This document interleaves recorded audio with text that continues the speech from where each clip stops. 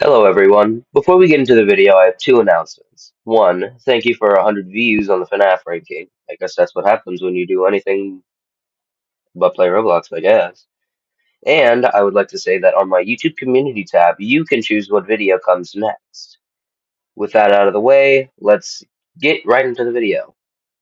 Tattletail is a horror game made by Ben Esposito and Jennifer Hodgson, released on December 28th, 2016. And it is one of the best horror games I have ever played.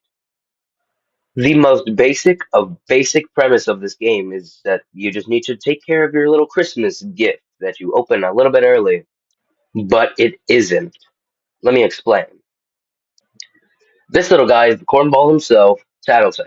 He's the Christmas gift your parents give to you before, I guess, just leaving you alone.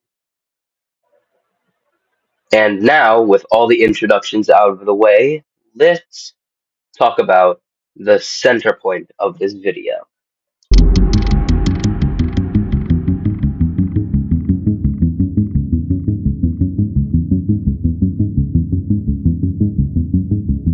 First off, what is mascot horror? Mascot horror is a popular subgenre, especially in indie video games, that subvert cheerful, child-friendly mascots and characters by making them terrifying antagonists, exploiting nostalgia and the uncanny valley to create fear. Key characteristics include the previously mentioned subversion of innocence, which is taking figures meant for fun and childhood joy and twists them into monstrous threats, creating unease. The challenging gameplay, frequently involving survival horror mechanics, stealth puzzles, significant jump scares, often with limited resources, etc. And now, what is the bar to be a good mascot horror? First off, it must succeed in the other two categories, and, very important here, must be replayable, enjoyable, and creative. For example, Five Nights at Freddy's Sister Location is an enjoyable, creative game, but no one wants to play that game more than twice. No one. It's not at all replayable. If a game is only good as your first playthrough, then it's not a good game, is it? But please note that even the worst of the worst mascot horror games, in my opinion, have at least one redeeming quality. Garden Banban's first two games have some somewhat enjoyable puzzles on paper. Poppy Playtime Chapter 4 has uh good characters, I guess. And Hello Neighbor 2 has the neighbor, I also guess. Anyway, meanwhile, Tattletale here does everything splendidly. There's only maybe one section where I can understand where you wouldn't want to play that again. But even then, it's not really that big of a deal because it doesn't come back ever again. Alright, one last filler section really quick, guys. How does Tattletale succeed in these categories? Well, looking at the inspiration for the talking tattletale, the furry, obviously, you could definitely see that there is some potential for something scary, unsettling, and creative. Tattletale's main puzzles, for a lack of a better term, consist of hiding, tending to your tattletale, and avoiding the mama tattletale. In my opinion, Tattletale is the most replayable game in mascot horror since its drop in 2016. Everything I just said now will be mentioned in the gameplay section later on, but let's just start with what's the story of Tattletail.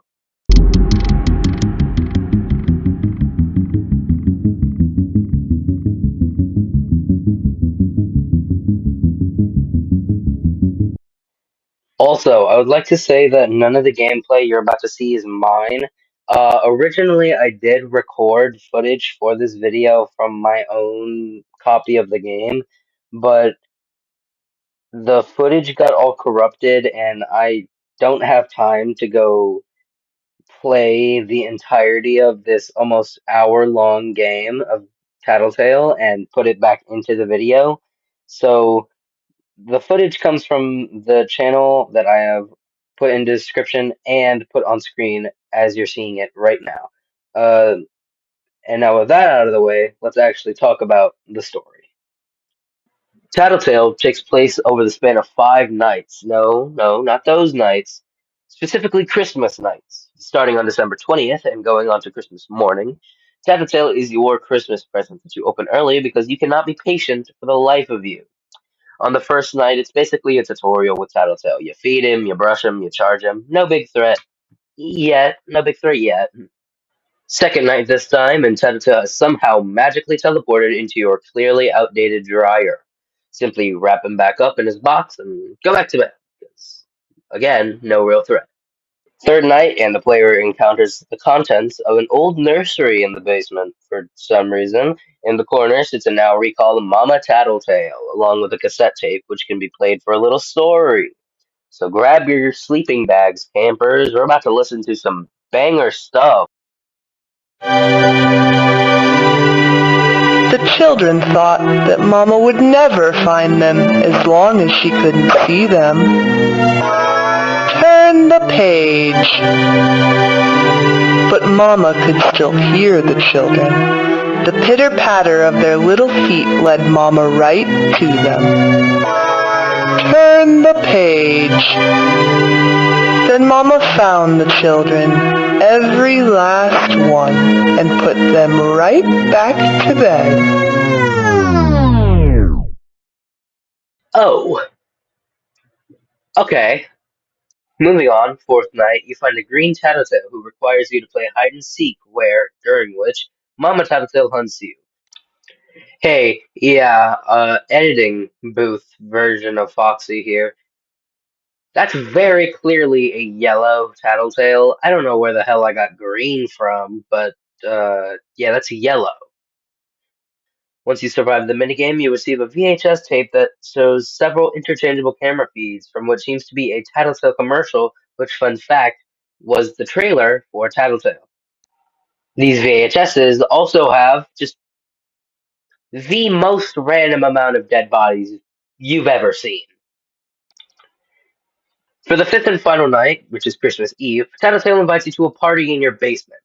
First off, hell yeah, love parties. Second off, what kind of party is it?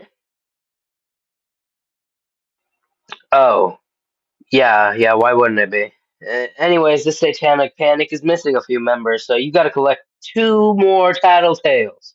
Which, side note here, why is there this many Tattletales in this house? Your parents basically get you the collection and then leave for Vegas or whatever. Back to the actual game, though. After returning with the other two Tattletales, you gotta rewind a tape that's summoned in the middle of the pentagram.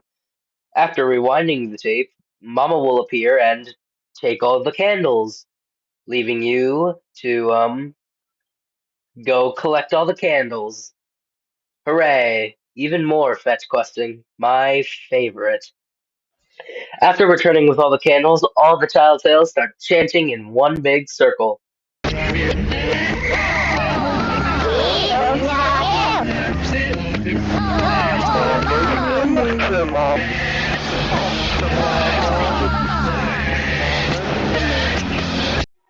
That weird glowing pink thing you just saw is a VHS tape, the one I mentioned earlier.